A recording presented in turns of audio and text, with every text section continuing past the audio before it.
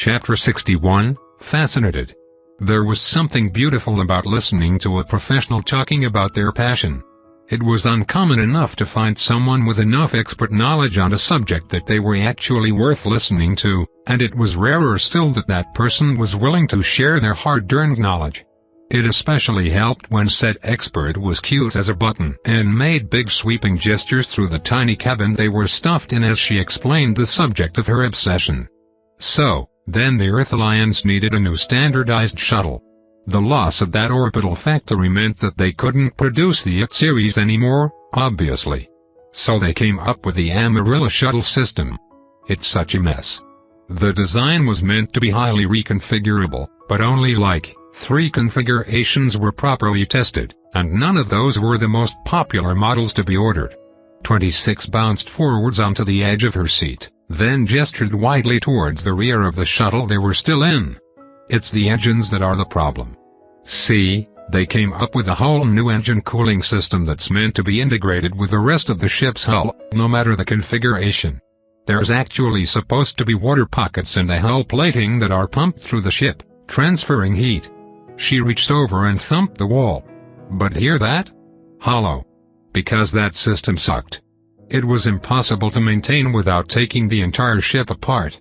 And remember how the ship's original design was meant to be customizable? That only worked if you have specific modules, and some of those weren't popular at all. So the end result was 1,000 or so shuttles built with this cool idea that were terribly designed. The engines need that cooling because they just don't have normal cooling systems.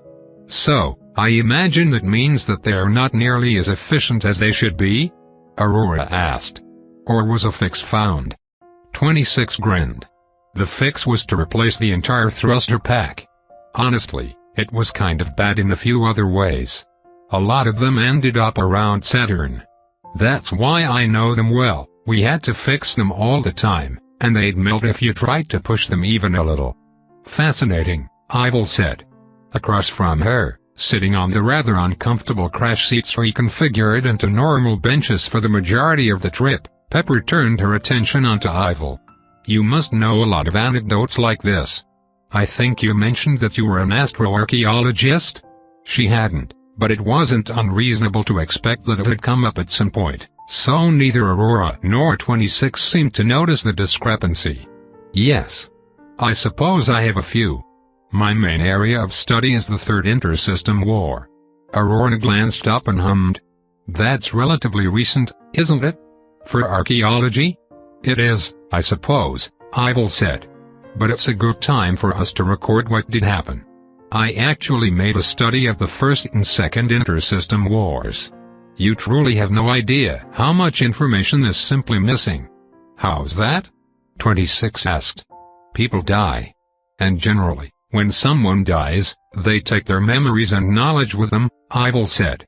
The First Intersystem War is obscured by age and failing technology. Several of the most important battles of the war were comparatively small. They were? 26 asked. She's right, Aurora said. There's a fantastic museum near Hellas. They have 2 of the ships from that war on display. An Earth warship and a Martian one. What models? 26 asked. Most of the ships of the time were bespoke, Ivil said. It was an era when mass manufacturing of warships wasn't yet perfected.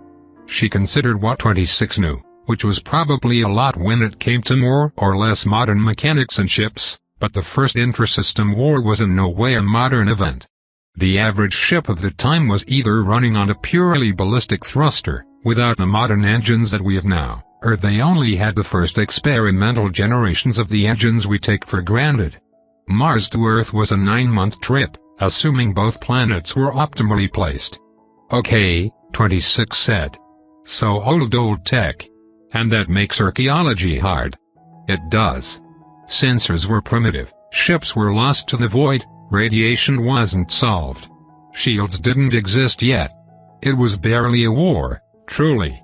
Earth and Mars could barely reach each other without huge risk to their astronauts. I think, if I recall, that the entire war only included 36 ships, 20 from the Earth Alliance, 16 from Mars. That's it? 26 asked. Aurora made an amused noise. And they were no bigger than this rust bucket of a shuttle either. Just enough to carry the fuel they'd need to make the trip and maybe a few nuclear weapons to fling at their enemy. Ivil nodded. This was a nice distraction from the monotony of flight. She was actually enjoying herself having normal womanly discussions about military history and spaceship engineering. Aurora patted her dress down, then stood. "I'm going to use the ladies' room," she said. "I'll go with you," 26 said. She unbuckled herself and stood, a hand reaching up with casual ease to grab onto one of the ceiling's handrails before she flipped over. She was clearly quite used to an OG environment. There's all sorts of creeps on flights like this, better not be alone. Ivil withheld a smile. As if any creep could harm one of her companions on this trip without finding themselves tripping over their own feet and out into the void of space. "You'll keep me safe?" Aurora asked with a teasing lilt to her voice.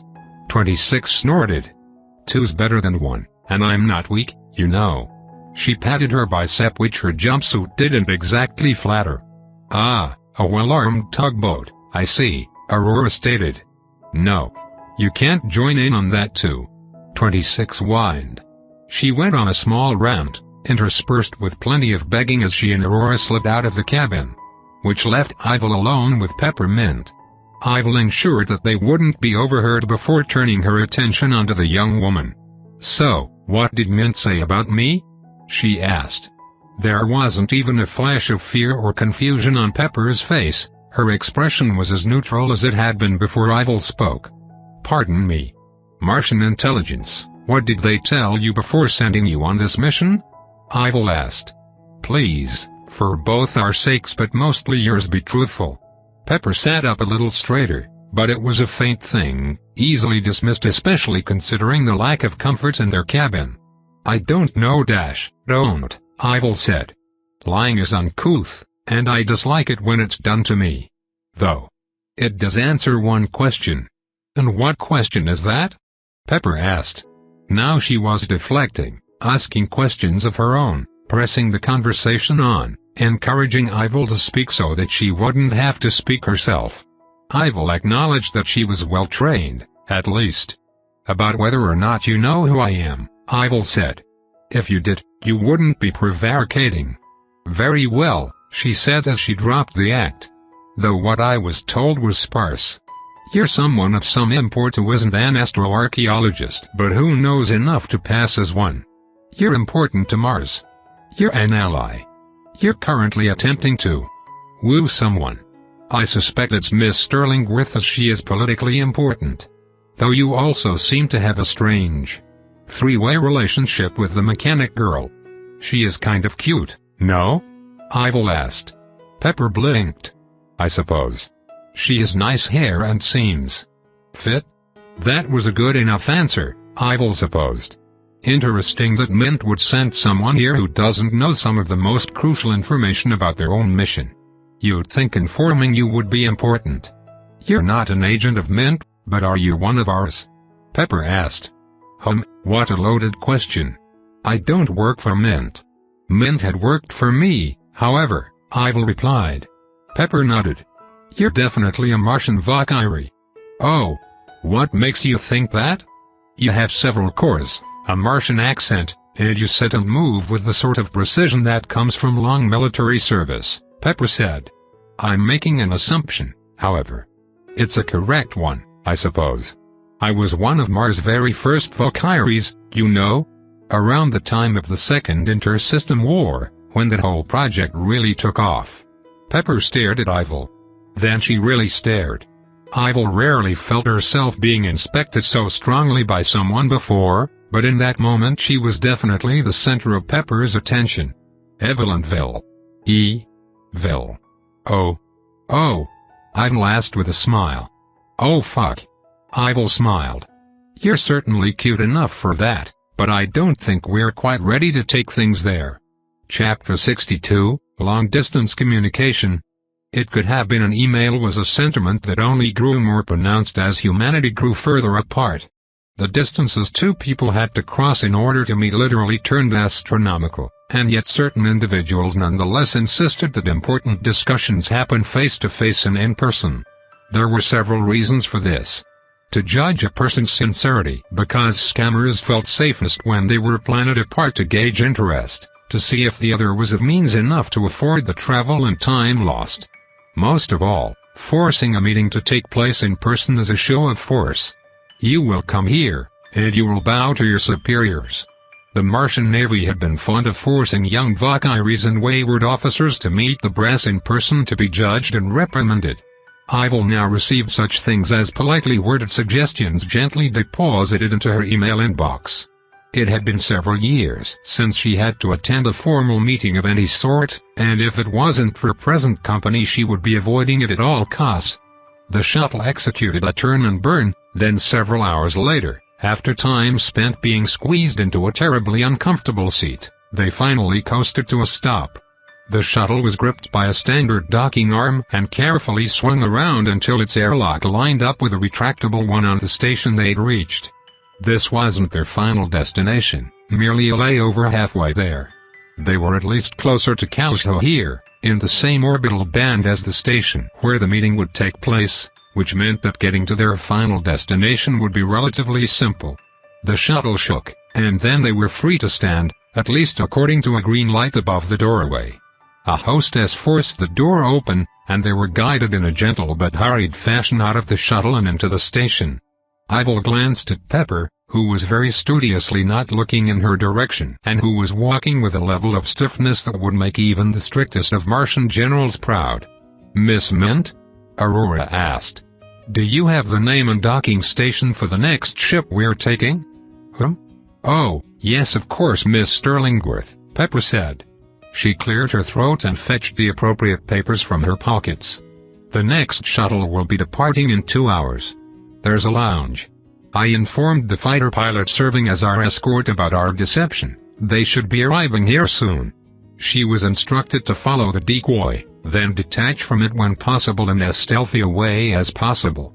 "Impressive work, Miss Mint," Aurora said. "Thank you.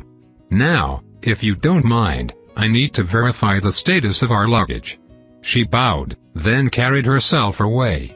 The station had no gravity, being much smaller and far more ordinary than driftwood, so they pushed themselves off and floated on towards the padded entrance to a waiting lounge. It was one of those commercial spaces that were trying very hard to appear luxurious at the lowest cost possible. They had a bar though, and soon Ivil had placed herself next to Aurora with 26 on the far side. "That was something," 26 said. "Gotta say, flying fancy is a whole lot more comfortable than hitching a ride around Saturn." "That was economy," Aurora said. "It was cramped, the seats were uncomfortable, and we were squeezed in and out in a hurry.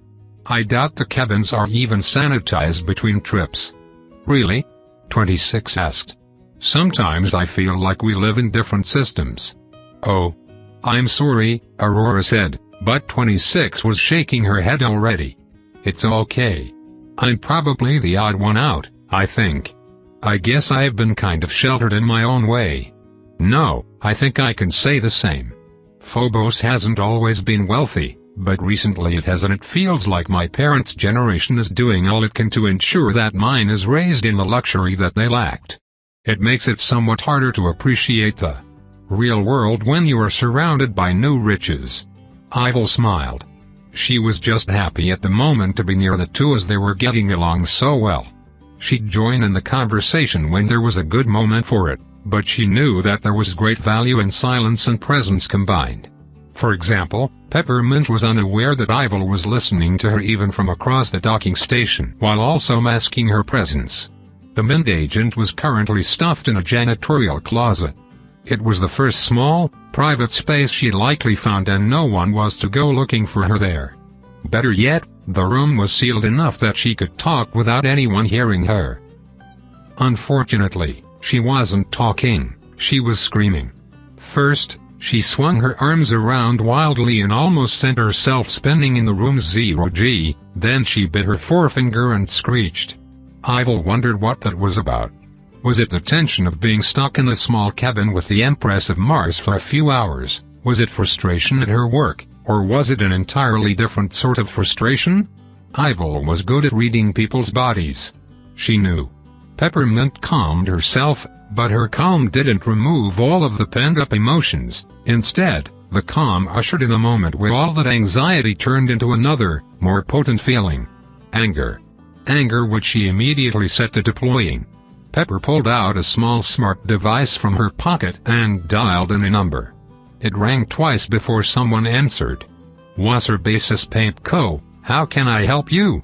This is Agent 2514, codename Peppermint, she snapped. Toss me up the line. Ma'am. I'm not sure what you mean, this is Jupiter's finest water-based paint Manu dash. The line went dead. It was picked up a moment later by someone else, a suave, self-assured sounding man. Agent 2514, report, he said. Oh, I'll report all right, she seethed. What the fuck was that intel? You're not being very professional, Agent, he said. Peppermint squirmed for a moment, and Ivil could almost imagine the very many expletives on the tip of her tongue. Still, she composed herself. You sent me to honeypot the fucking Empress. Ah, you found out. Of fucking course I found out, it's the goddamn Empress. She's the spitting image of her body double. Only, like, hotter.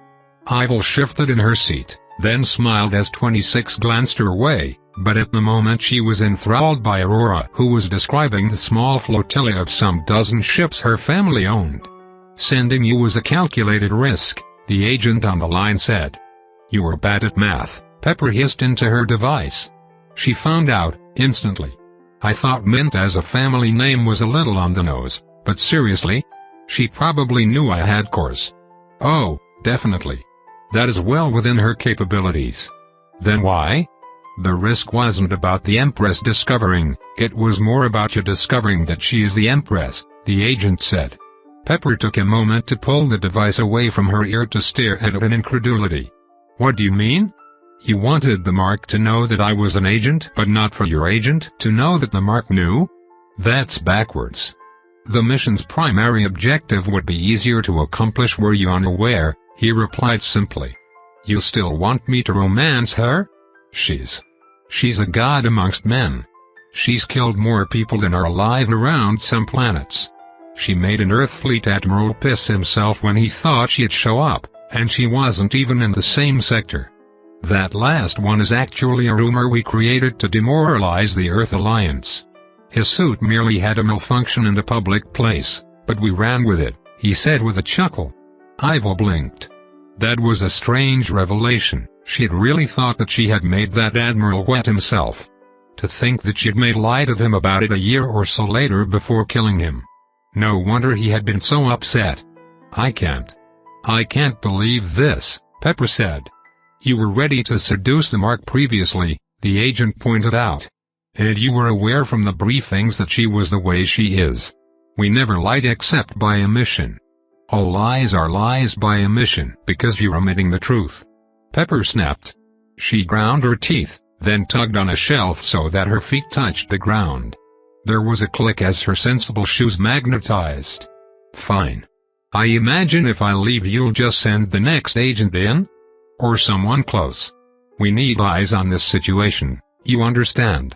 Seeing as how your circumstances are extenuating, we will not be taking your current comportment as a black mark against you. Good luck, Agent 2514. Pepper hung up, slipped the phone away, then swore. Ivil was distracted by what she did next when 26 stood up with a gasp. Can we, Evelyn? She asked. She replayed the last bit of the conversation with 26 in her head. Ah yes, I don't see why not. I'm sure Pixie wouldn't mind you taking a look at her ship once she's properly docked. Chapter 63, Passion. There were few things as hot as a passionate person seeing the very epitome of the thing they are passionate about. An art connoisseur finally allowed in a room with an original Picasso, a musician with the perfect seats to a full orchestra of professionals, A mechanic starship fanatic seeing what might very well be one of the hottest spacecraft ever designed pulling into a shield gap dock. "Oh my god," 26 said. It came out as a gasp, the kind of susurrated word that sent shivers of delight down Ivil's back. When 26 said those three little words, they'd come from deep inside of her. Oh my god," she repeated. Next to Ivil, Aurora adjusted the neck of her blouse. "Are you well, 26? 26 looked like she might be a little weak in the knees. Ahead of them, in the closed-off environment of the dock, was Pixie's fighter craft. It was long and sleek, a flying dart with multiple wings concealing heavy guns and missile pods. It had an underslung cockpit, inch-thick sapphire plates made entirely non-reflective by a high-tech coating. It matched the rest of the ship's darker than black paint. "Look at her," 26 said. "I mean, look at her. Look at that engine." 26 fanned her face, and Ivil took a moment to really eye the young woman. "Are you crying? Can't I touch her?" she asked Ivil. "Yes," Ivil said. What she saw in 26's eyes was love. Ivil just wasn't sure if it was aimed at her in that moment. They followed 26, who left the observation room in a hurry and pulled herself down along the side of a tunnel to the lower floor where the dock was located. There was a security checkpoint, but it was entirely unmanned. Ivil made short work of the automated security system, shorting it out even before 26 had reached it. And so they were allowed into the dock itself, where the bottom rear of the ship was opening up and where a familiar figure was pulling herself out of the ship. Pixie had been cute as a button in her little summer dress the last time Ivil had seen her.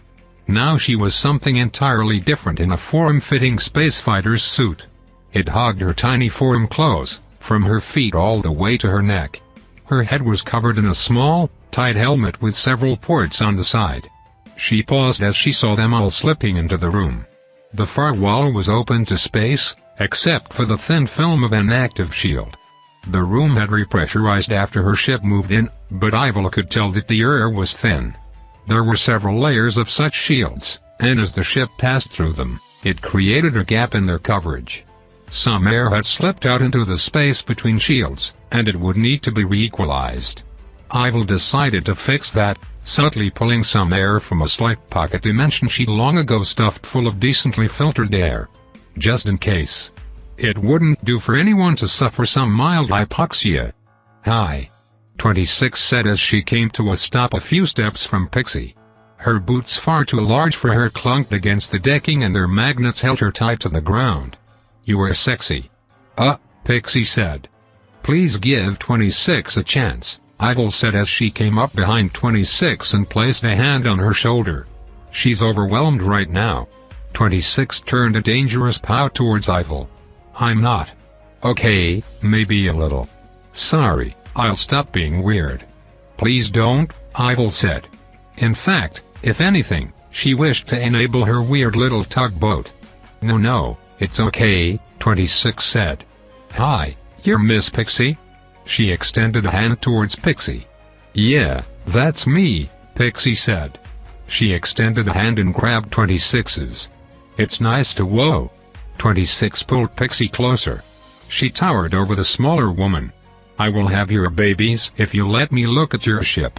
"No, 26, you're scaring her," Ivil said as she carefully pulled 26 back. Her little tugboat could push around all the boats she wanted as long as Ivil approved of them, and Ivil wasn't sure about Pixie yet. 26 swallowed and let go of Pixie's hand. "Sorry. I'm just joking, but really, your ship is gorgeous. She's incredible."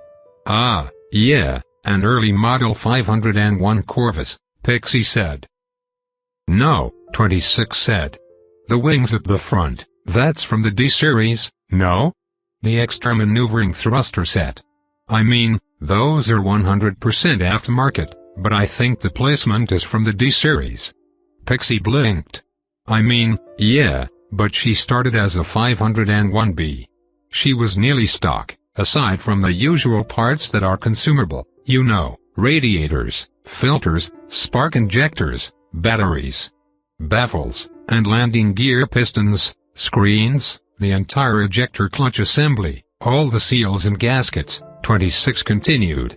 She started to hover closer to the ship, and Ivil and Pixie followed. Oh, these are not stock engines.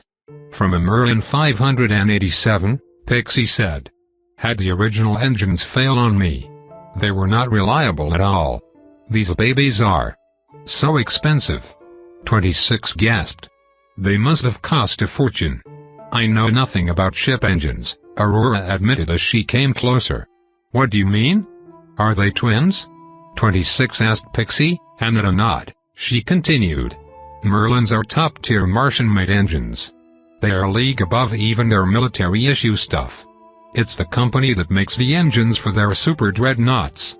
They do limited runs of specialty engines. The engineers are insane. Literally insane. They lost their minds to their cores, but they design engines to spec. Each one of these is probably worth more than the entire original ship. MHM. Pixie said. And they were specifically designed to fit in this chassis and have normal market consumables. Complete nightmare to disassemble and replace any seals or any of the more fiddly parts. I need to order replacements sent from Mars every 9 months or so, but it's worth it. The Night Stalker is one of the zippiest ships you've ever laid eyes on. I'm pretty sure I could give the average system racer a run for their money. That good? Ivil asked. If we stripped all of her weapons and the non-essentials, yeah, probably, Pixie said. That'd be stupid though. No one brings a racing ship to a dogfight. Speed is a luxury in those, but maneuverability is king. 26 made a squeaking noise that was several decibels higher than Ivil would have expected from her. Look at that wing setup. Are those unfolding weapons? Yup. Pixie said with obvious pride. Rotating weapons bays. Basically slapped on a pair of weapon bays on the outside where there weren't any. The normal one is meant to roll out of the chassis, but now it rolls out to replace this fixed one. I had a lot of size constraints to work with on that project, so it's all weapons that need to be manually reloaded. It's a pain to deal with, but I have 6 more single-shot cannons and a pair of seeker launchers. There's a lot of value in being able to launch 36 surprise missiles that you shouldn't by any right have at some pirate's face. And the single-shot guns?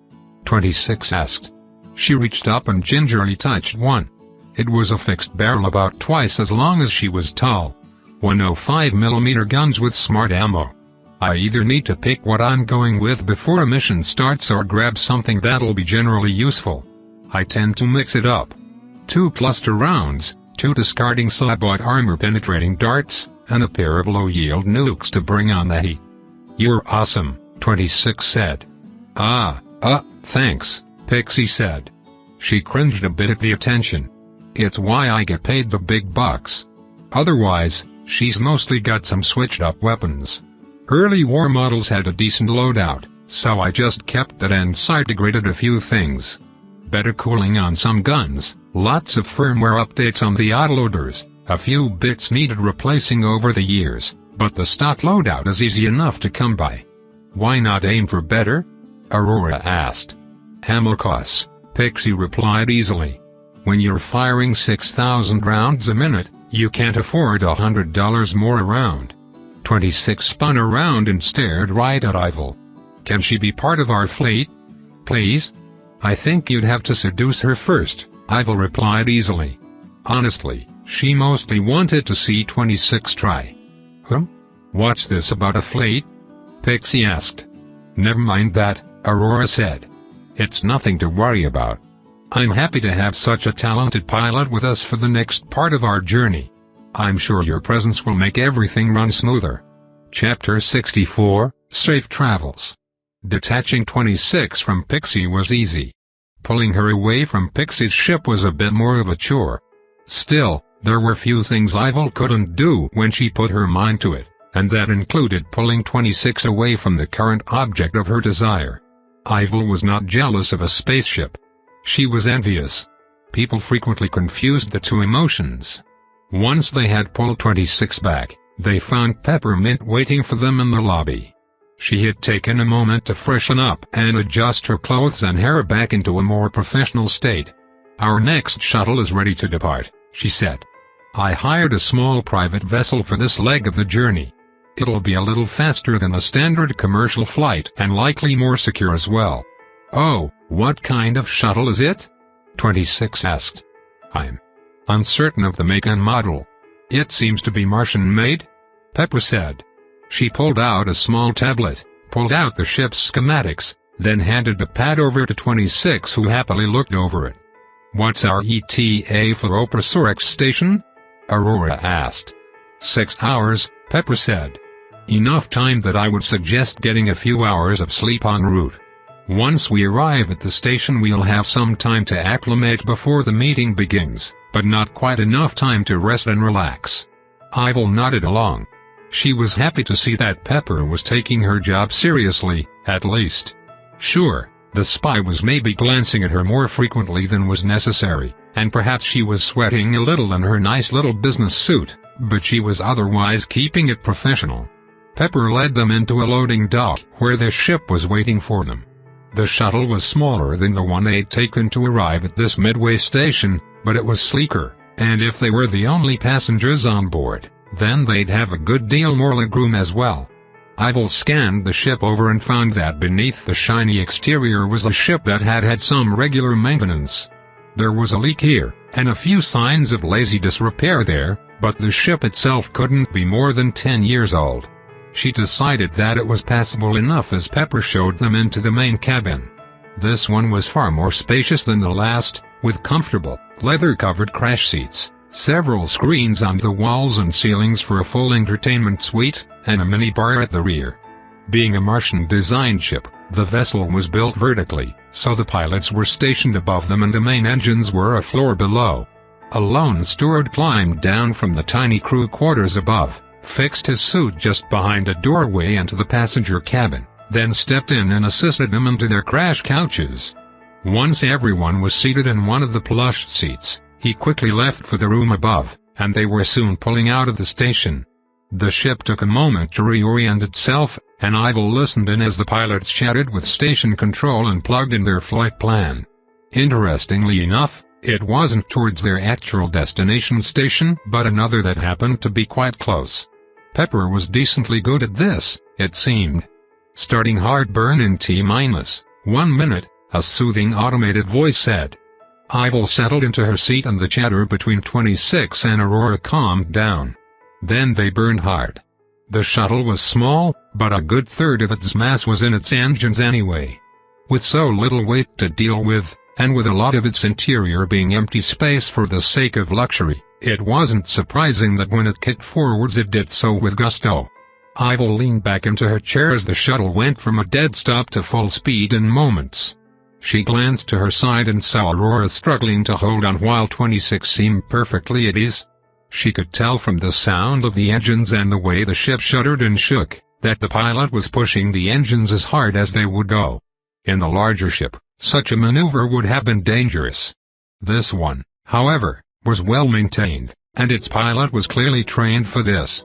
Still, Ivil would have preferred a bit more safety margin. The heartburn continued for a few minutes, hitting something like 9 gravities and staying there for what was probably an uncomfortably long time for a normal person. Then, slowly, the shaking slowed and stopped. The ship continued to accelerate, but only so much so as to give them the illusion of a single earthly gravity. That was a good burn. 26 cheered. She unbuckled herself and sat up. Should we watch a movie or something? I think, if anything, we should plan for the events ahead, Aurora said. Once we arrive we won't have too much time to sit around and chat pleasantly about what will be happening. 26 pouted, but nodded all the same. Ivil glanced over to Pepper, but the woman seemed to have her hands full as she adjusted her clothing and her hair. Her face was red, but Ivil couldn't tell if it was from the strain of the acceleration, or from some other problem. She glanced over to Ivil and smiled weakly, then cleared her throat and sat up straight. She fiddled with her wrist pad and projected an image onto the room's largest screen. This is Operasaurix Station, Pepper explained. It's not the most impressive of the orbital stations, but it has a number of advantages for a clandestine meeting such as this. Ivil frowned and looked over the schematic. That's a very small station, she said. Yes, the station isn't large by any measure, Pepper said. But its size, and its location, allow for us to keep the security teams at a minimum. You can imagine that many of the larger, busier stations are quite well patrolled and secured, both by the local authorities, and the station owners themselves. The less people there are around, the better it is for this sort of thing. Fewer prying eyes means that we can get more work done, and without fear of outside interference. The station's location is also key. It's located close to a number of important shipping lanes, but far enough away from the main trade routes that it's out of the way. As you might guess, that allows the owners to charge a premium for use of the station. That was a deluge of words from the young lady. Who are we expecting to meet there? Ivil asked. Ah, that is a question I'll turn over to Miss Sterlingworth, who is better equipped to answer, Pepper said. Aurora nodded at the invitation to speak. Callisto itself will have a representative. No one important, but they'll relay things to the moon's government, I'm sure. Styx, Galatea, and Umbriel will all have representatives. They shouldn't be trouble. Titania, Hyperion, Tethys will be there as well. And they'll be trouble? 26 asked. 2 of those are close to home for me. Hyperion was a big industrial sector moon for Saturn, and Tethys is where, like, most of our fresh water came from. Having you around might be a boon then. The Saturnian part of the League of Free Moons has always been a little troublesome. To put it bluntly, they lack culture. Yeah, that sounds about right, 26 admitted. We're mostly nice, but Saturn's kind of a mess of tiny stations and people living on ships. We do have a culture, but it's kind of ship-by-ship based? I don't know how to explain it. You're not a monolithic culture, like Mars, Ivil said, where the culture of a nation is shaped and formed by larger movements and entertainment and a push towards a specific idea, but rather a collection of small families and clans and rivalries. Yeah, exactly. 26 said. I bet any government from one of our moons is a hot mess. They can claim to rule over whatever, but I bet it's not actually true. That might explain some things, Aurora said. They usually need to be treated on a very case-by-case basis, from what I understood. Would you mind being my cultural ambassador, 26? Sure, she said. Ivil gestured. What about Titania? They are a moon that by all rights should be quite powerful, but they haven't had time to grow into that power. Imagine all of the resources of Mars, but none of the time or hardships that made Mars as strong as it is now. Titania will be a powerhouse, one day, but for now it's not, and that breeds a certain level of arrogance. And would any of those moons send fighting craft out to kill you specifically? Ivil asked. That is a very specific question, Aurora said.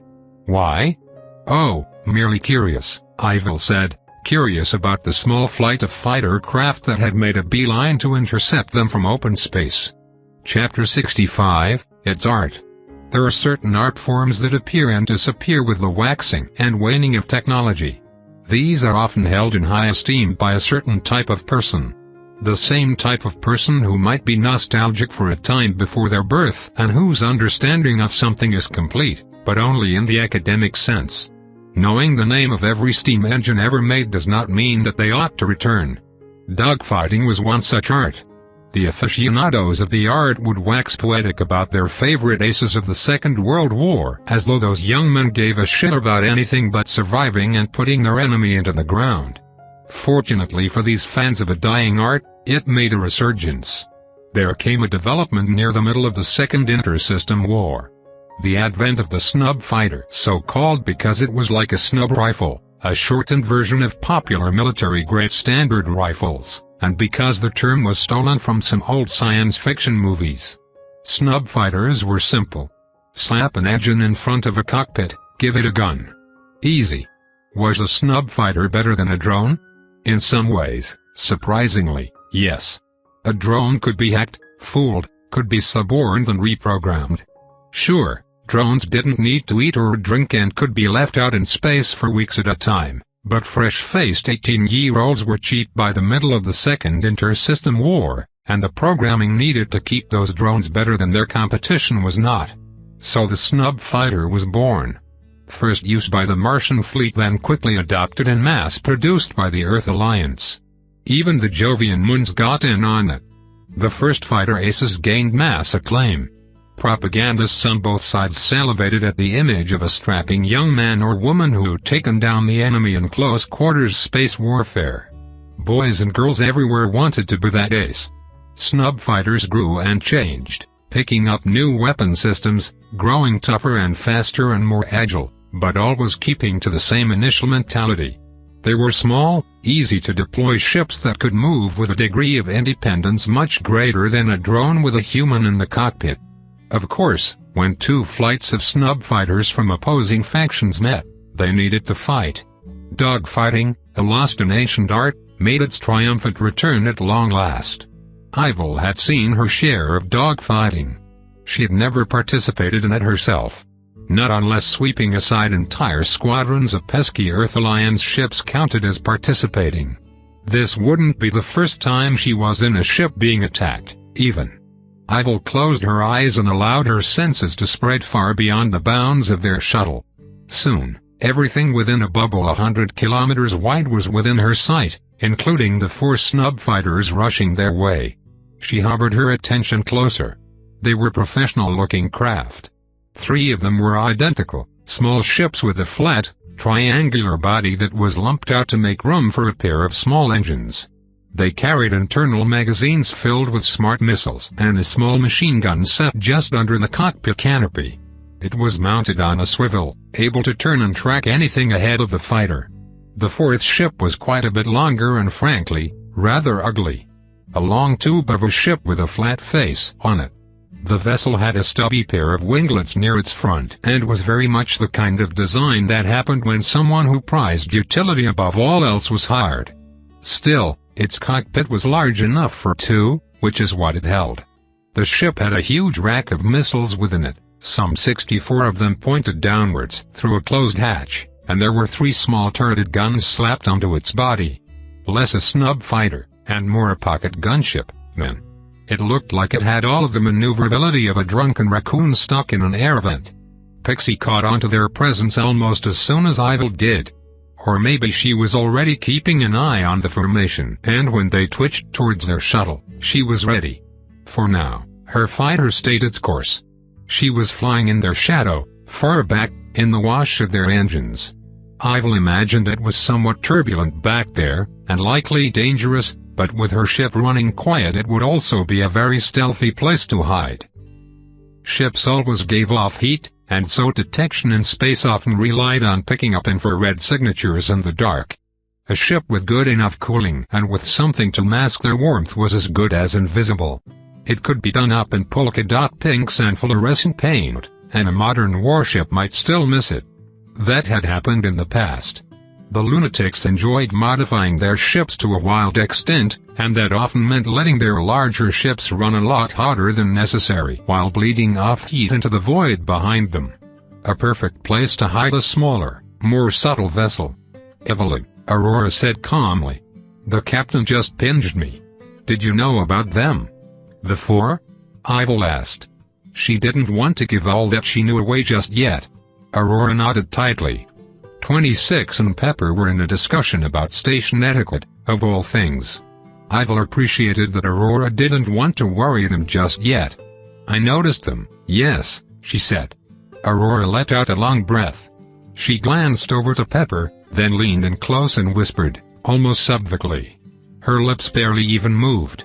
"They are going to attack us, aren't they?" "Probably," Ivil admitted. "Then what are we doing?" Aurora asked. Ivil shrugged. "Pixie's taking care of it. Just relax. We're not going to be involved. This isn't our fight." "And you're sure Pixie can handle this?" "Of course."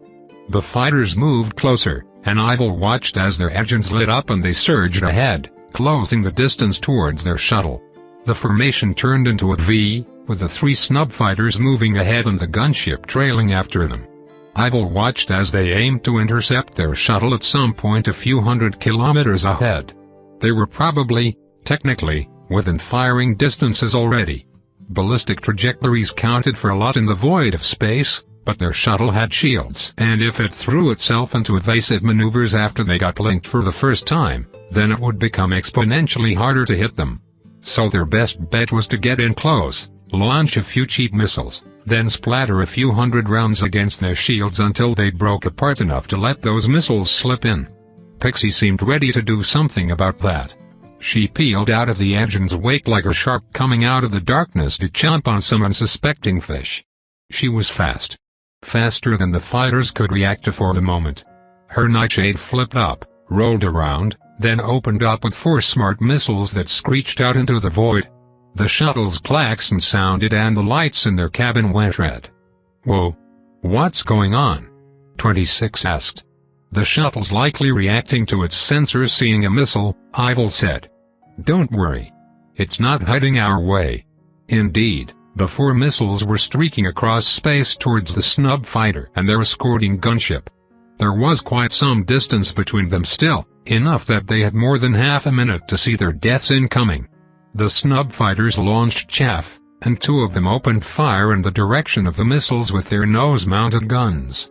The third peeled off, and judging from the ungainly way it did so, the pilot was panicking in that moment. First one, then a second missile burst apart in empty space. Another veered off, caught in the enticing glimmer of the chaff they'd thrown. The last found a home buried into the belly of that third snub fighter. The explosion was probably detectable for quite some ways, Ivil judged. The ship must have been full on fuel. Pixie rushed forwards towards the fighters, launching a trio of missiles, then another 2 seconds later. And then she was opening fire with her main guns, streaks of light zipping across towards the snub fighters. In terms of raw power, her ship had more guns than all 3 of her remaining adversaries combined. But they still had numbers. One ship started to spin, spitting chaff even as it started evasive maneuvers that still let it take some pot shots at Pixie. It let some missiles fly as well. The gunship did likewise, vomiting out a small torrent of missiles that arced down and around. Pixie, if she wanted to survive this, would first need to break through a wall of incoming explosives. Ivil felt like maybe she was capable of just that. P61, missiles are hot. The modern missile was a hot, sweet piece of technology. Mass-printed in specialized machines, loaded up with only the most disposable of tech, and then launched at some unsuspecting fool with all the precision their tiny mechanical brains could muster. In the modern era of space combat, the missile was a weak little deterrent, only able to scare off the under-armored and unshielded. They were the flip side of the guided projectile coin. On the other sat the torpedo, the larger, smarter, far more deadly cousin of the missile. A swarm of some dozen missiles, however? That was something to worry about. Ivil found herself slowing down her perception of time as she watched Pixie fly at a swarm of incoming missiles. Within her ship, the tiny woman's eyes twitched, and her night stalker launched chaff above and below itself.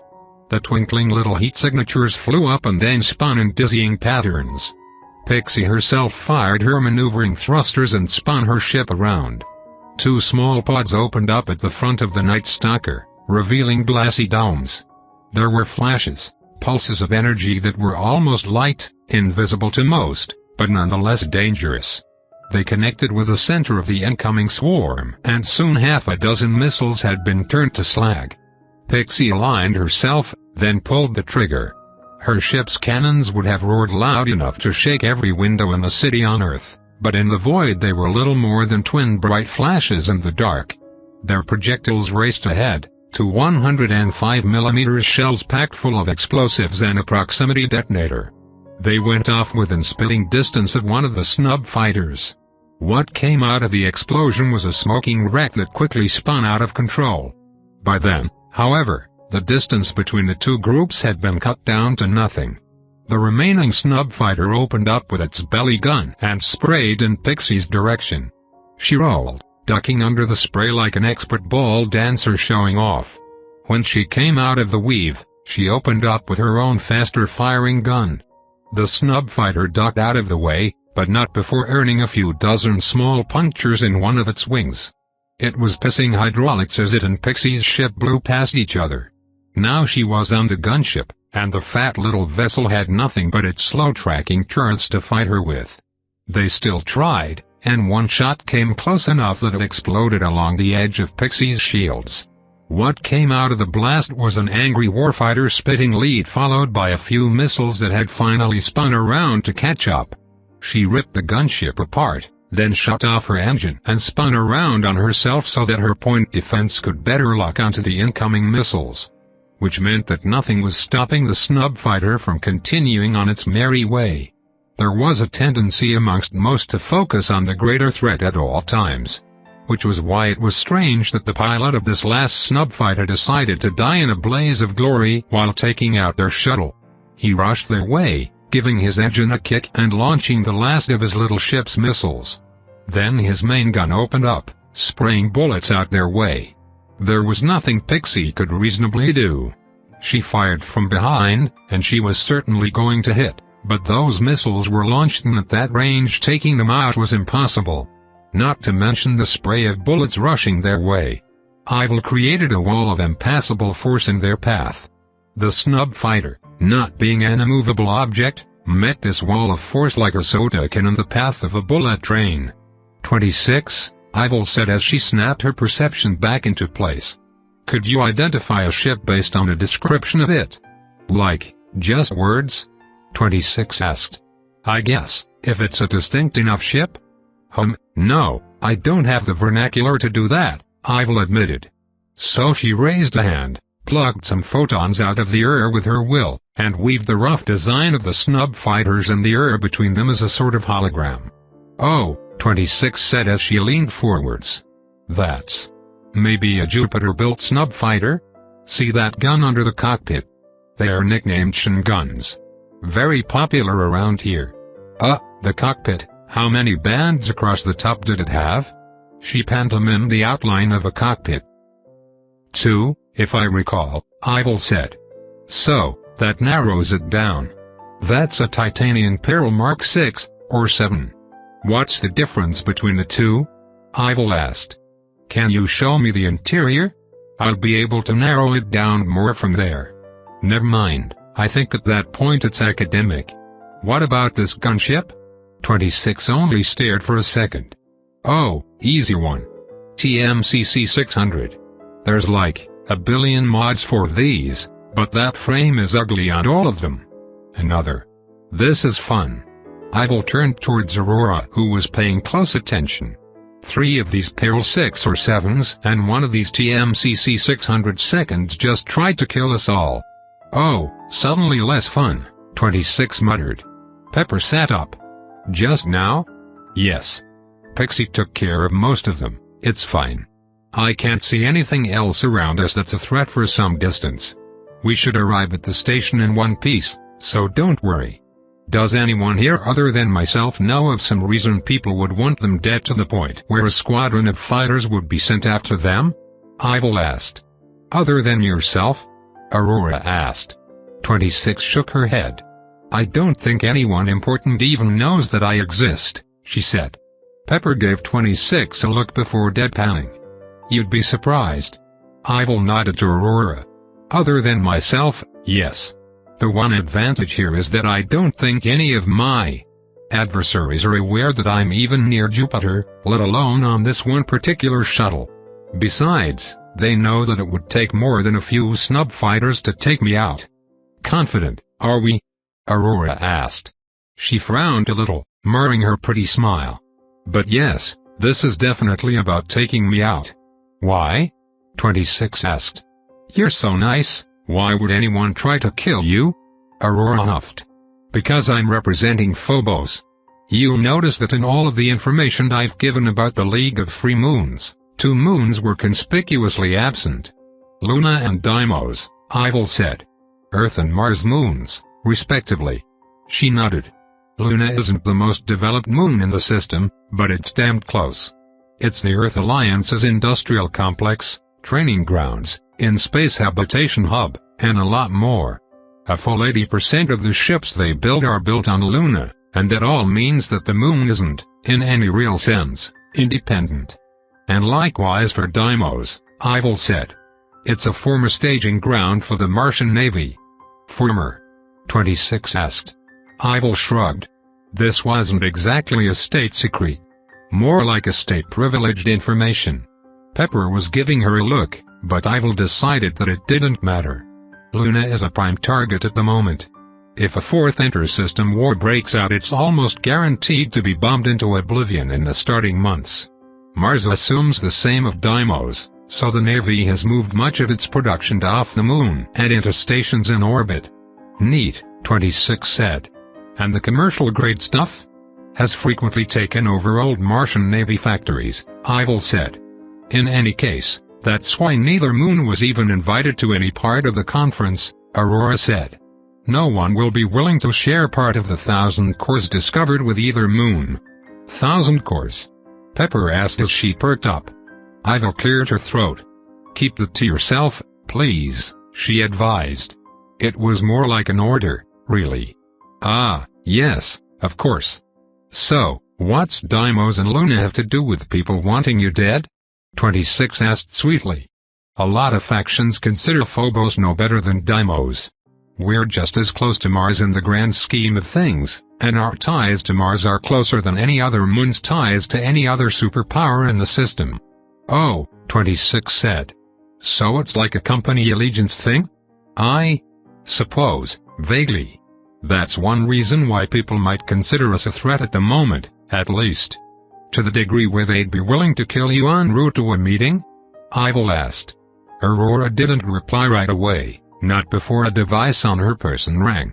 She answered, and Pixie's voice came over the line. Hey. Just smoked 3 bandits and the last one. Kind of exploded for no apparent reason? I'm assuming some foolery on someone's part. In any case, looks like hiring me was the right call because I'm earning my keep out here. Haptra 66, missiles are hot. The modern missile was a hot, sweet piece of technology. Mass-printed in specialized machines, loaded up with only the most disposable of tech, and then launched at some unsuspecting fool with all the precision their tiny mechanical brains could muster. In the modern era of space combat, the missile was a weak little deterrent, only able to scare off the under-armored and unshielded. They were the flip side of the guided projectile coin. On the other sat the torpedo, the larger, smarter, far more deadly cousin of the missile. A swarm of some dozen missiles, however? That was something to worry about. Ivil found herself slowing down her perception of time as she watched Pixie fly at a swarm of incoming missiles. Within her ship, the tiny woman's eyes twitched, and her Night Stalker launched chaff above and below itself. The twinkling little heat signatures flew up and then spun in dizzying patterns. Pixie herself fired her maneuvering thrusters and spun her ship around. 2 small pods opened up at the front of the Night Stalker, revealing glassy domes. There were flashes, pulses of energy that were almost light, invisible to most, but nonetheless dangerous. They connected with the center of the incoming swarm, and soon half a dozen missiles had been turned to slag. Pixie aligned herself, then pulled the trigger. Her ship's cannons would have roared loud enough to shake every window in the city on Earth, but in the void they were little more than twin bright flashes in the dark.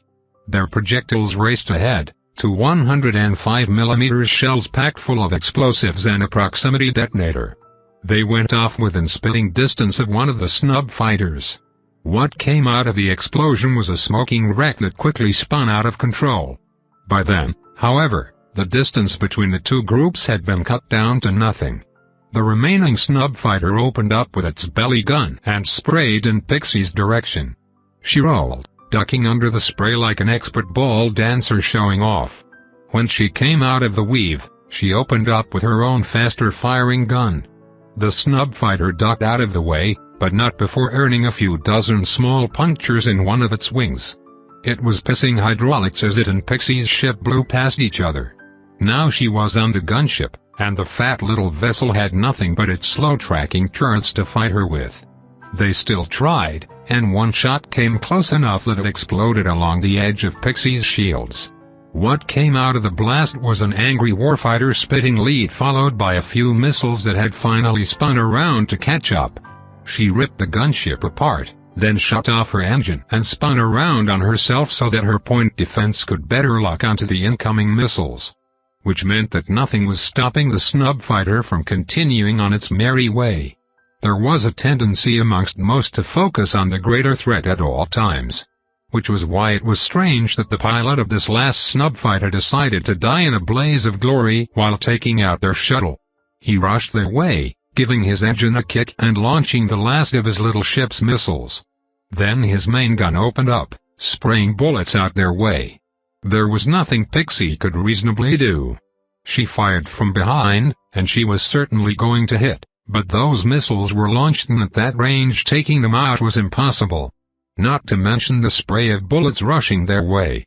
Ivil created a wall of impassable force in their path. The snub fighter, not being an immovable object, met this wall of force like a soda can in the path of a bullet train. 26, Ivil said as she snapped her perception back into place. Could you identify a ship based on a description of it? Like, just words? 26 asked. I guess, if it's a distinct enough ship? No, I don't have the vernacular to do that, Ivil admitted. So she raised a hand, plucked some photons out of the air with her will, and weaved the rough design of the snub fighters and the air between them as a sort of hologram. Oh, 26 said as she leaned forwards. That's maybe a Jupiter-built snub fighter? See that gun under the cockpit? They are nicknamed Shin guns. Very popular around here. The cockpit, how many bands across the top did it have? She pantomimed the outline of a cockpit. 2, if I recall, Ivil said. So, that narrows it down. That's a titanium Pearl Mark 6, or 7. What's the difference between the two? Ivil asked. Can you show me the interior? I'll be able to narrow it down more from there. Never mind, I think at that point it's academic. What about this gunship? 26 only stared for a second. Oh, easy one. TMCC 600. There's like a billion mods for these, but that frame is ugly on all of them. Another. This is fun. Ivil turned towards Aurora, who was paying close attention. 3 of these Pearl 6 or 7s and one of these TMCC 600 seconds just tried to kill us all. Oh, suddenly less fun, 26 muttered. Pepper sat up. Just now? Yes. Pixie took care of most of them, it's fine. I can't see anything else around us that's a threat for some distance. We should arrive at the station in one piece, so don't worry. Does anyone here other than myself know of some reason people would want them dead to the point where a squadron of fighters would be sent after them? Ivil asked. Other than yourself? Aurora asked. 26 shook her head. I don't think anyone important even knows that I exist, she said. Pepper gave 26 a look before deadpanning. You'd be surprised. Ivil nodded to Aurora. Other than myself, yes. The one advantage here is that I don't think any of my adversaries are aware that I'm even near Jupiter, let alone on this one particular shuttle. Besides, they know that it would take more than a few snub fighters to take me out. Confident, are we? Aurora asked. She frowned a little, marring her pretty smile. But yes, this is definitely about taking me out. Why? 26 asked. You're so nice, why would anyone try to kill you? Aurora huffed. Because I'm representing Phobos. You'll notice that in all of the information I've given about the League of Free Moons, 2 moons were conspicuously absent. Luna and Deimos, Ivil said. Earth and Mars moons, respectively. She nodded. Luna isn't the most developed moon in the system, but it's damned close. It's the Earth Alliance's industrial complex, training grounds, in-space habitation hub, and a lot more. A full 80% of the ships they build are built on Luna, and that all means that the moon isn't, in any real sense, independent. And likewise for Deimos, Ivil said. It's a former staging ground for the Martian Navy. Former? 26 asked. Ivil shrugged. This wasn't exactly a state secret. More like a state-privileged information. Pepper was giving her a look, but Ivil decided that it didn't matter. Luna is a prime target at the moment. If a 4th inter-system war breaks out, it's almost guaranteed to be bombed into oblivion in the starting months. Mars assumes the same of Deimos, so the Navy has moved much of its production to off the moon and into stations in orbit. Neat, 26 said. And the commercial-grade stuff? Has frequently taken over old Martian Navy factories, Ivil said. In any case, that's why neither moon was even invited to any part of the conference, Aurora said. No one will be willing to share part of the 1,000 cores discovered with either moon. 1,000 cores? Pepper asked as she perked up. Ivil cleared her throat. Keep that to yourself, please, she advised. It was more like an order, really. Ah, yes, of course.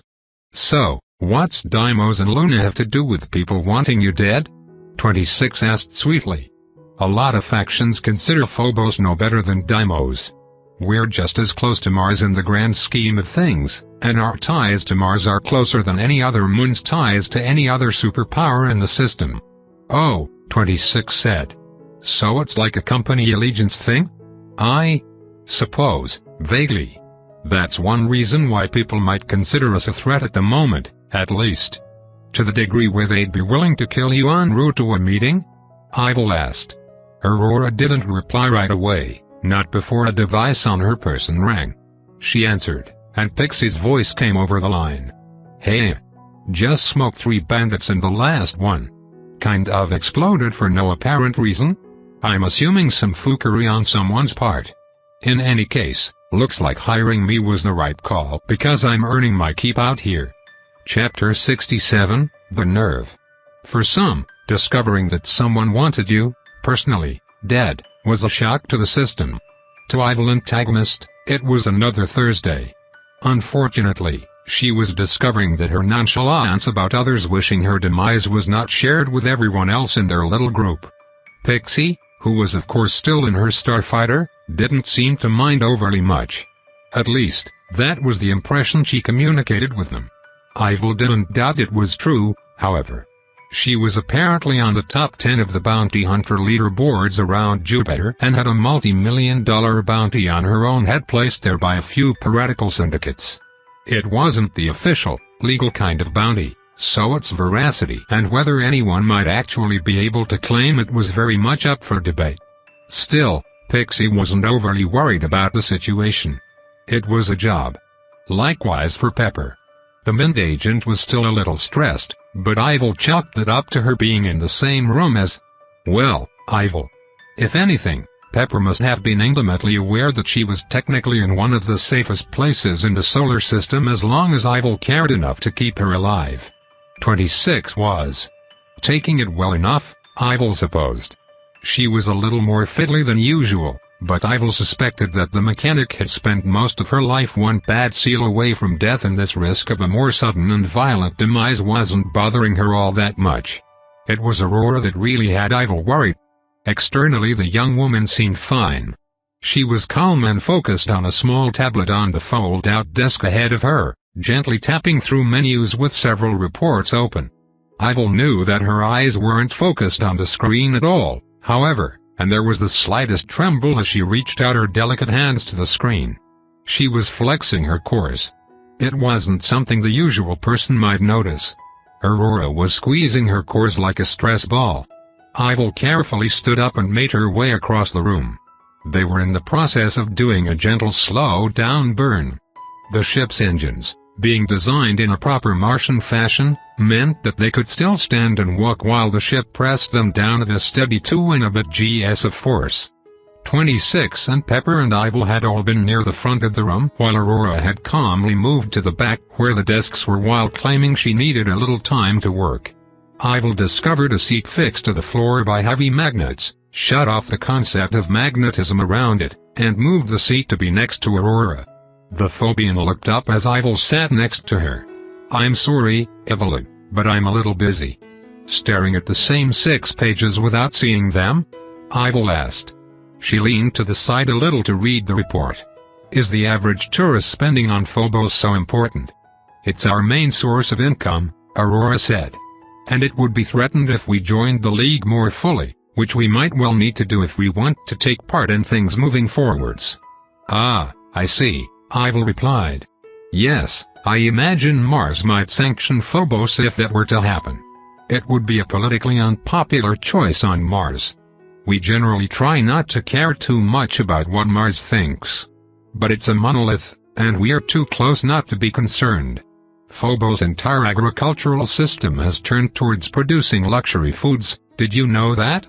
I didn't, Ivil admitted. Is that an issue? She nodded. Sustenance foods are still produced on Mars.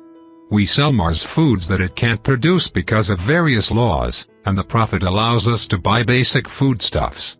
Coffee beans are a luxury good.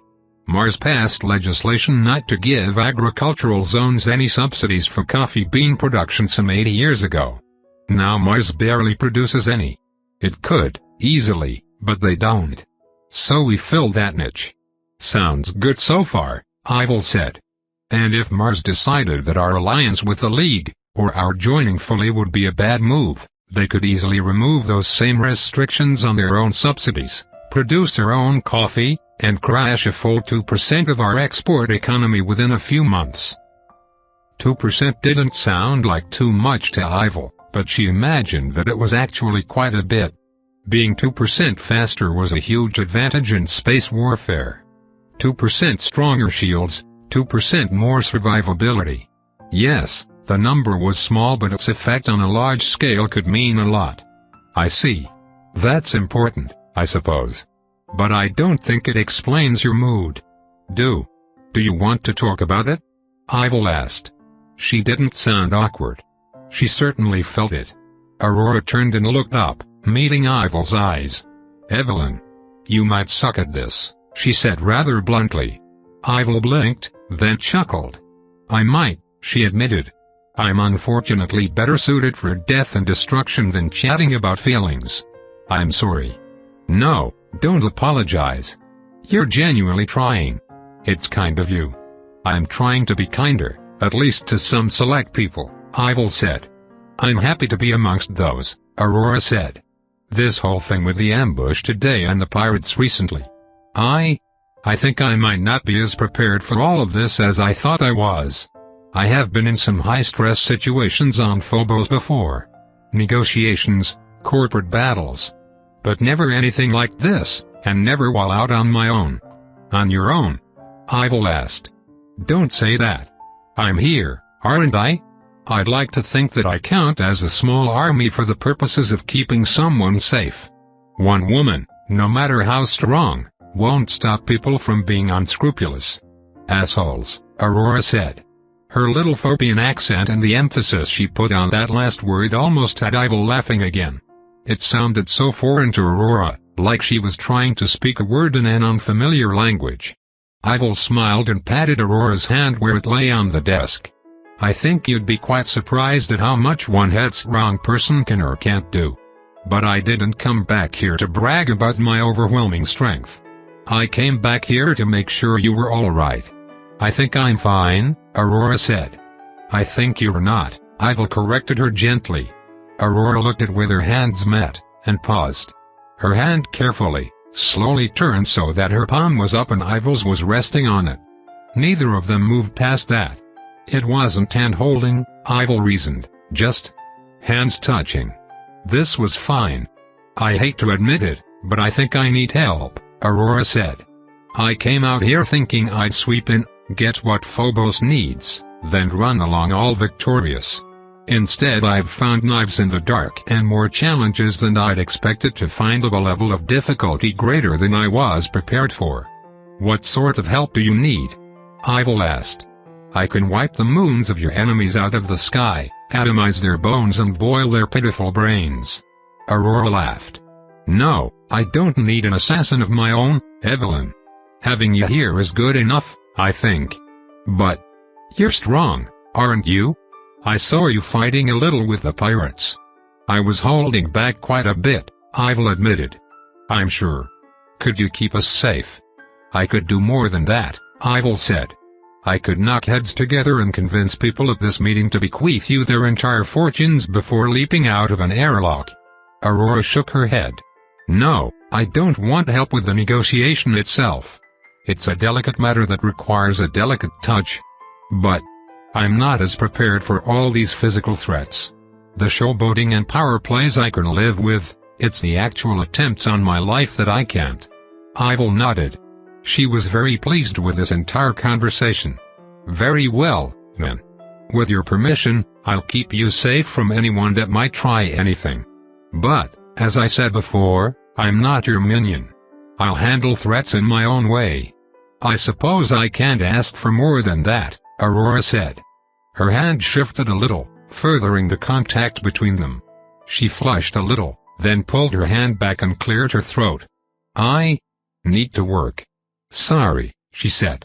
Of course, Ivil replied. Aurora didn't know it, but in that moment she could have asked for a lot more than that and Ivil would have given it to her willingly. When she glanced back, she found 26 blushing and giving her 2 thumbs up. Chapter 68, Oprisorex Station. Oprisorex Station appeared ahead of them and Ivil couldn't help but be unimpressed by it. Pepper had warned that it was a relatively small station, and she hadn't been exaggerating.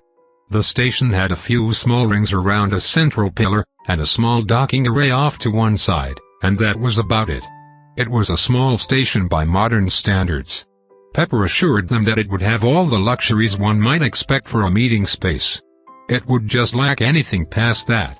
At the moment, several ships were hovering around the station. A few frigate-sized warships, several yachts, and a dozen or so fighter craft on patrol. Not exactly a fleet, but enough concentrated firepower in one spot to make even a brave pirate think twice. Not that they should have been worrying about that kind of thing. This was near Callisto, a moon that should have, by all rights, been civilized. It was only in the outer fringes, where the smaller, further moons of Jupiter were, where pirates gathered and made trouble. Their shuttle slowed down drastically on its approach until it was moving at a crawl. The ship locked in on one of the docking bays, then gently adjusted itself before sliding into place. Clamps moved out of the dock to hook onto the ship and keep it steady on its final approach, and then they were locked into place with a final heavy clunk. Air was exchanged and verified, and the airlock cycled. Finally, their lone hostess opened the shuttle doors for them. They had a bit of a shake in their hands, and Ivil noticed through the shuttle walls that the captain and co-pilot were slumping in their seats, stress leaving them all at once. She supposed that commercial shuttle pilots didn't often have to deal with space battles. A last glance outside of the station revealed Pixie slipping into a far orbit. She was about as distant to all of the other ships as could be. A moment, please, before we disembark, Aurora said. Of course, Ivil replied. She and Pepper were by the exit already, and 26 wasn't far behind, lugging her backpack with her. Aurora smiled slightly in thanks. We're going to be meeting with some rather serious people, but that doesn't mean we can expect decorum and good manners from them. Worse, I'll be negotiating from an unfavorable position. Evelyn, I would ask that you refrain from being too violent, please. I'll see what I can do, Ivil said. But if you're threatened too much, I might take action. Aurora winced, but nodded. That seems fair. I'll just ask that you be reasonable. I can be reasonable, Ivil said. She pretended not to notice the look Pepper was giving her. The Mint operative had probably listened to all the things Mint said about Ivil. They often felt like she was unreasonable, which was ridiculous. She always had a reason to do whatever she wanted. I'll keep an eye on her, 26 promised. Ivil bit the inside of her cheek to stop an inappropriate laugh from escaping. Yes. 26 will steer me in the right direction, she said. No, stop it with the tugboat stuff, 26 whined. Ivil might have considered it if 26's cheeks didn't go so red and puff out so much. Alright, enough flirting, let's get going, Aurora said. She stepped out ahead of them and into the station's small docking corridor. It was little more than a long, narrow passageway with airlocks at every junction. Some effort had been taken to make it seem less industrial. Fake wooden paneling and good lighting helped, but the bones of a pre-made structure were still there. In lieu of a person waiting for them, there was a balloon of a droid floating at the entrance. It had a set of cameras and several little rotor blades spinning to keep it hovering in place. Greetings, and welcome to Oprisorex Station, Miss Aurora Sterlingworth and Company. Please, follow me to the main lobby. The other guests are eagerly awaiting your arrival. Today's meeting is due to start in 4 hours. Accommodations have been provided for all guests in Ring B, courtesy of a Press RX station. Thank you, Aurora said. The balloon twisted around itself, then started to hover forwards. Follow me, please. They followed. The balloon drone led them to the end of the airlock tunnel, where a sealed door opened up into a lobby area. This was the main column of the station, the pillar onto which the rest was constructed. It was 50 meters across at a guess, and maybe 300 tall, which really didn't afford the station all that much room. The lobby space was nonetheless impressively large. A high-ceilinged space with a bar in the center and plenty of seating all around. Some 36 people were hovering in the zero-G environment, most of them with a small drone next to them for them to grab onto when they wanted to move. A rack of those sat by the entrance, little devices which were essentially smarter quadrotor drones that could recognize their user. Aurora grabbed one and linked to it in a moment. Then she helped 26 do the same, though it did require smacking 26's hand when she reached for a screwdriver. It was, she said, rude to take apart a host's drones to see how they worked. Judging by the not very chastised look in 26's eyes, Ivil suspected the station would be short at least one by the end of the day. No thank you, she said when Aurora offered her one of her own. I'm mobile on my own. Give it to Miss Mint here. Pepper linked to the drone. By the time they were all ready, however, they'd already gained some attention. There were factions here already, small cliques holding together that could be told apart by their dress and fashion choices, and probably based on who they were talking to. Ivil could sense a lot of cores in this room. Some 50 or so, split amongst a dozen attendees. And one person who had nearly 300 cores all to themselves. A solid B-classer. Ivil scanned the crowd looking for them. They weren't hard to find as they were in the group approaching them right now. The B-classer was to the side, a large man, but not in a good way. Rolls of fat were exposed by an open shirt. He had large, mechanical arms and larger mechanical legs that might have belonged on a walking tank. They ended in huge hydraulic clamps. Sleek metal, stained by grease and grime. Worse was the man's smile. He had lips like sausages and crooked teeth that he had no shame in displaying for the world to see. Ivil found her patience being tested before he and his group even arrived. Fortunately, the B-classer wasn't the leader. That title went to a short man in a well-fitted suit. 2 cores, both the sort that were more utilitarian conveniences than the monster behind him, and a pretty enough smile. Aurora Sterlingworth, he said. Welcome. I wasn't sure you'd make it. We almost didn't, Aurora said with a smile of her own. Ivil was happy to note that she could tell it was all fake. You're Mr. Aida, right? From the Callisto Trade Union? That's right, but call me Brandon. Mr. Aida was my old man. A pleasure, Brandon, Aurora said. These are my companions, Peppermint, my secretary, Miss 26, of Saturn, and Evelynville. Hello, Ivil said politely. She was happy to prove that she could be civil in front of Aurora and the others. You girls look like a properly fuckable bunch, the B-classer said.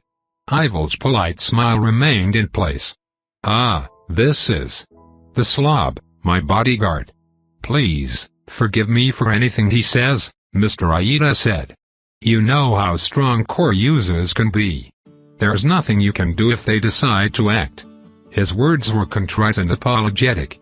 His smile was a threat. Aurora, 26, why don't you go check out the bar?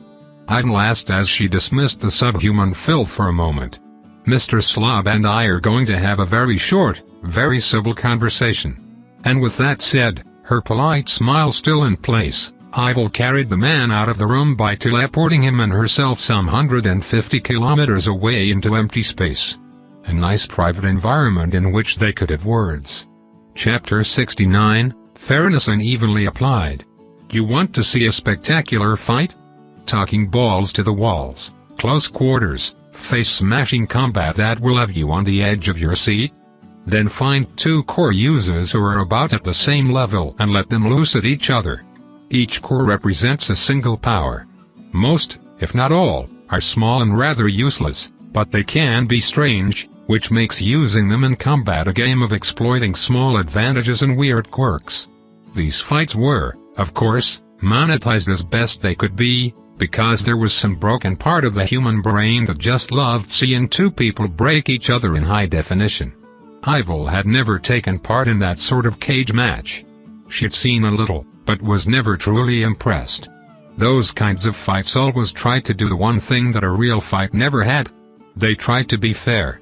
Pitting D-classers against each other, or two C-classers with an equal number of cores made for an even, more or less technical battle. Ivil didn't like fair fights. She had never participated in one if she could avoid it because she liked winning far too much. So far, that had worked out for her pretty well. It was working out rather terribly for the slob. The man clearly had at least one core that could help him survive in a vacuum. Those were rather common, and only good sense for anyone with many cores who expected to fight on board a ship or in a station where the vacuum was one puncture away. Still, his face turned an interesting shade of purple as she gripped him in an invisible vice and kept him still. He fought back. His cybernetic limbs put a lot of pressure against her hold. One arm twisted, opening up into a large chainsaw-like blade that spun in the void and tried to cut at the nothing holding him. His other arm unfolded and 6-inch-long metal spikes shot out into space. Ivil watched him squirm the way an unhinged child might watch a fly whose wings they'd plucked. Eventually, she suspected he came to realize that he was at her mercy. She snapped her fingers and the atmosphere exploded around them, creating a bubble of air from nothing that held them both in a large sphere. The slob winced at the burst of pressure, his fat rolls wobbling with emotion and his skin bruising at the change. He gasped in a huge breath, then screamed. "You bitch." "No," she said before robbing him of his air. She kept the rest around him, so that he could hear her while he choked. "I find your lack of respect disturbing. Can you not see that this isn't the kind of situation where you should run your mouth?" She let him breathe again and he sucked in a gasp of air, then shifted, pointing his gun arm at her in a flash.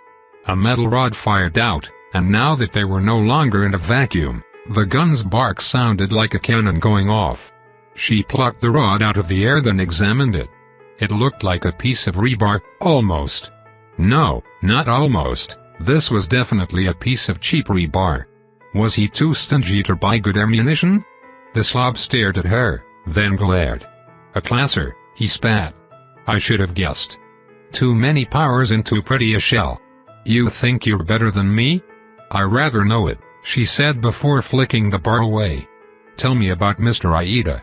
He must be well off to be able to hire an up-jumped C-classer like you as a bodyguard." "I'm not a C-classer," he rumbled. Ivil was starting to suspect that he had never really invested in the kinds of cores that would improve his intellect. "I'm one of the strongest free mercs in the Jovian system. I don't come cheap." "Oh. And how much do you cost?" The slob licked his lips. "Let me have a taste of your meat and I might let you know," he said. She grimaced. "Well, you've certainly earned your title, slob. Is that how he's paying you, in human flesh?" "Not flesh, women," he said with a disgusting grin. "You think you and your little friends taste any good? Are you asking for me to kill you?" she asked. "You wouldn't. You might be some fancy classer that Martian bitch hired, but Phobos doesn't want to start shit with Callisto, not when Callisto's gaining such a foothold around the Jovian system. You kill me and there will be consequences." "What about unimaginable torture? Are there consequences for that?" she asked idly. "Fuck off, I'm not scared of Dash." She ripped off his limbs. They were core-made, so quite tough as far as that kind of thing went. When a core gave a person a new organ or a new limb, it was generally quite a bit better than any organic version. The alloys and metals that cores grew were usually centuries ahead of human material sciences. The slobs crumpled like to-dry cardboard. He gasped, likely feeling quite a bit of feedback at the moment. "Consequences, yes?" she asked. "How about this, as a consequence? You know, I could tear every last core out of your massive body and there would be no consequences for me. You, however, you would be a pitiful mass of flesh in deep space, choking on nothing in your final moments. The Emperor of Jupiter. He shouted, and she paused to listen. The Emperor says that there is to be no user-on-user violence in the Jovian system. Did he say that? She asked. I never got the memo. He'll know. He finds out, and then he'll add your course to his. Those are the consequences. And you'll see them. You've hurt me already, you stupid bitch. He grinned, the kind of rictus that came from someone who thought they'd won one over. So? She asked. So? He's an emperor. So, she replied coolly. We have an agreement, you know. The three of us. Now the slob was shaking. It really frustrated her how people didn't treat others, mostly herself, with respect and deference until they realized that she could erase them from existence one atom at a time without any repercussions. Having a good reputation, or at least a reputation of some caliber, was useful, but she sometimes wished for respect without having to prove that she could kill people.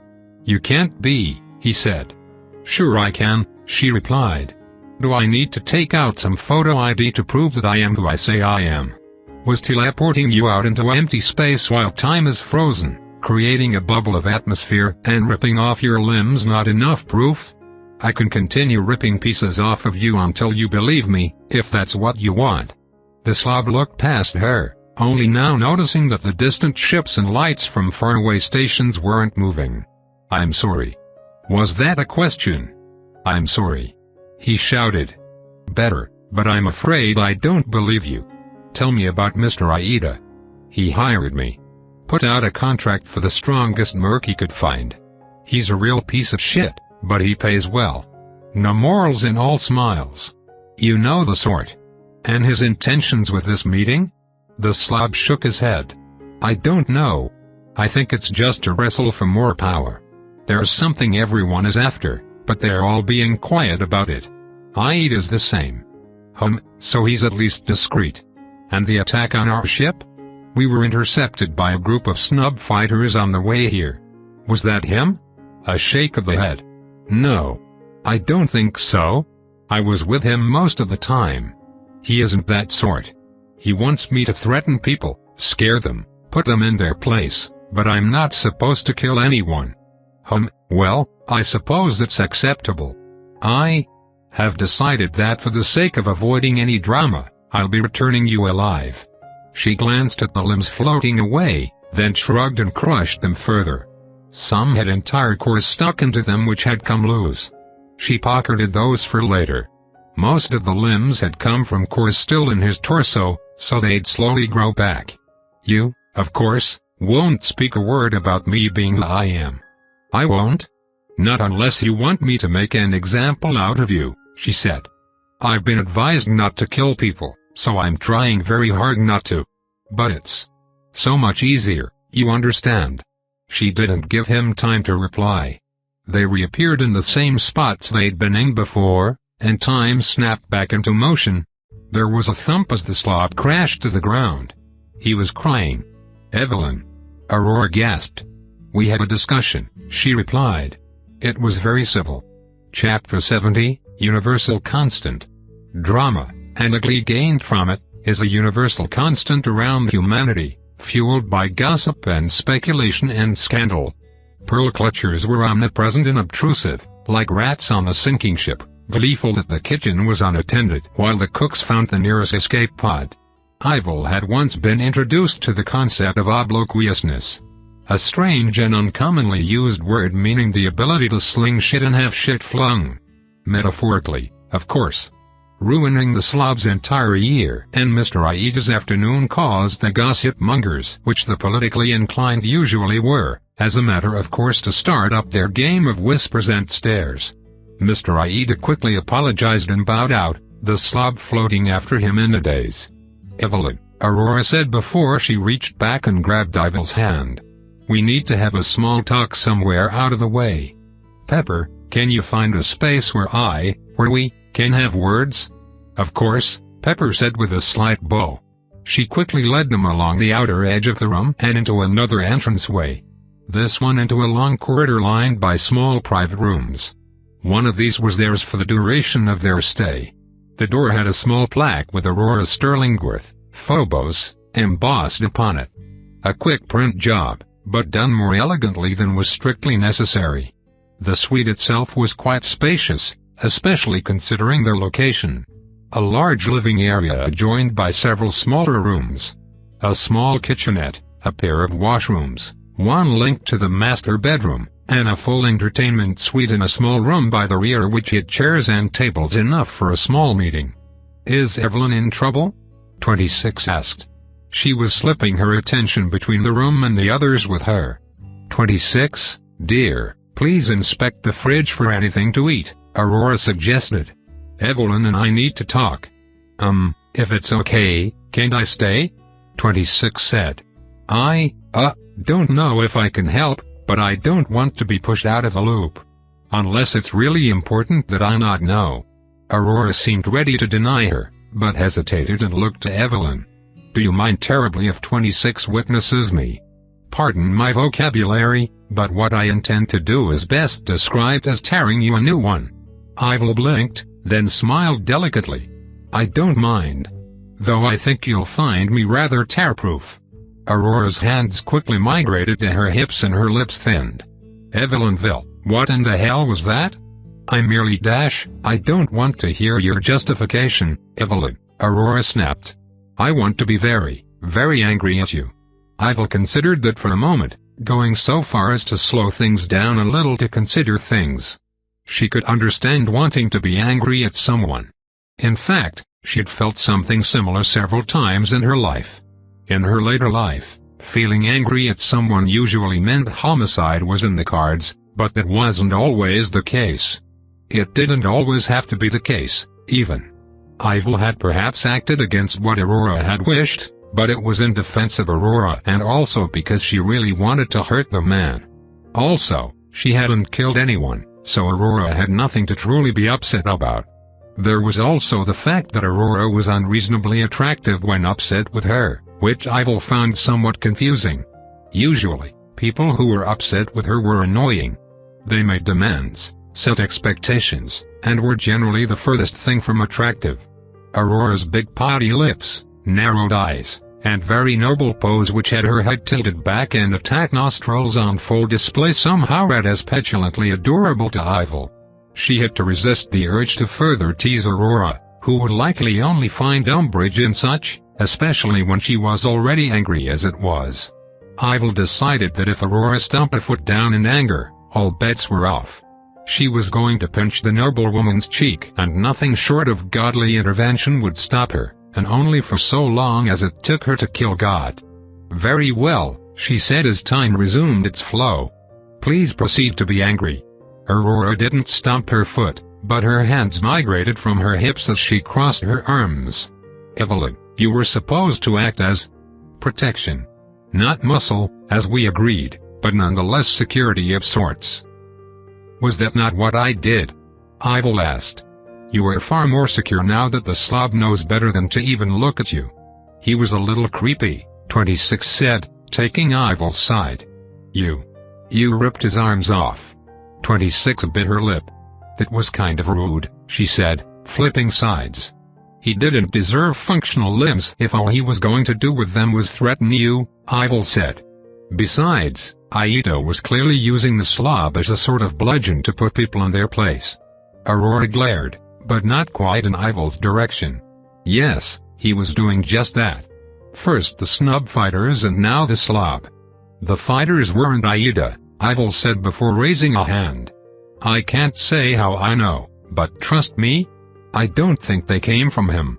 I could be wrong, my source is far from concrete, but I suspect that he isn't to blame."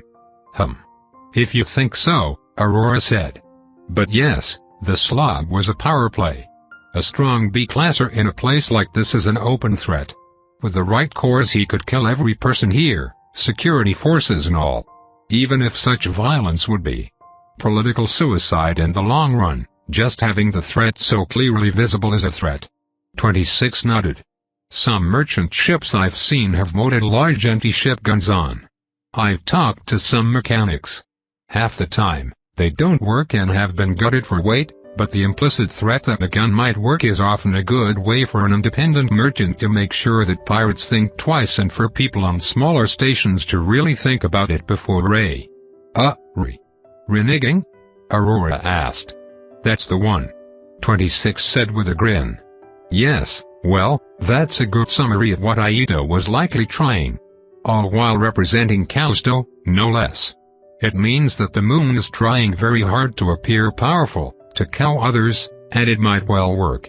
Might have, did we not just defang his lion? Ivil asked. Aurora huffed haughty. I suppose, she said. So, what Evelyn did wasn't bad, then? 26 asked. It was. Unexpected, Aurora said. I don't like being caught off guard like that, Evelyn. I like a certain amount of predictability. I've made a point of being exceptionally predictable my entire life, Ivil said. Pepper coughed off to the side, but didn't seem to have anything to say. It was true, however. Ivil rarely departed from her usual standard operating procedures. It was everyone else who constantly expected her to treat them as if they were special and immune to her ability to disappear their heads. Aurora's hands returned to her hips. Yes, well, I wasn't expecting it. But, yes, the situation isn't untenable. Miss Mint, how long do we have until the meeting begins? Pepper stared off into space for a moment. An hour and a half, ma'am, she replied. Good. Evelyn, try to keep the defanging to a minimum, please, Aurora said. She did it to protect us, though, right? She's like the big gun strapped to our ship, 26 said. Is this a new ship analogy, or a continuation of the prior? Ivil asked. 26 muttered something under her breath that Ivil caught. I need new metaphors. Ivil decided to put a hold on teasing 26 for her metaphors. Otherwise, she might never get new cute metaphors to gush over. Truly, she was sacrificing a lot lately. Let's give ourselves a bit of time before returning. Time to freshen up and I might want to look over my recordings of the day so far. I was scanning faces the entire time. It'll be good to match those to names and histories, Aurora said. You have access to something like that? Ivil asked. Every noblewoman worth her salt has a who's who list, Aurora said. It's an essential tool for navigating uncertain political waters. It's not just about knowing who is part of which faction and what that means, but also who the individual is. Pepper perked up. If you give me your list, I can link you into a private communications channel during the meeting, if you wish, to bring up relevant facts during the talk. That list might well end up in Mint's hands. Ivil made a mental note to mention that it ought not to Pepper. Still, she figured that the upcoming meeting would be far more interesting if she knew who was who.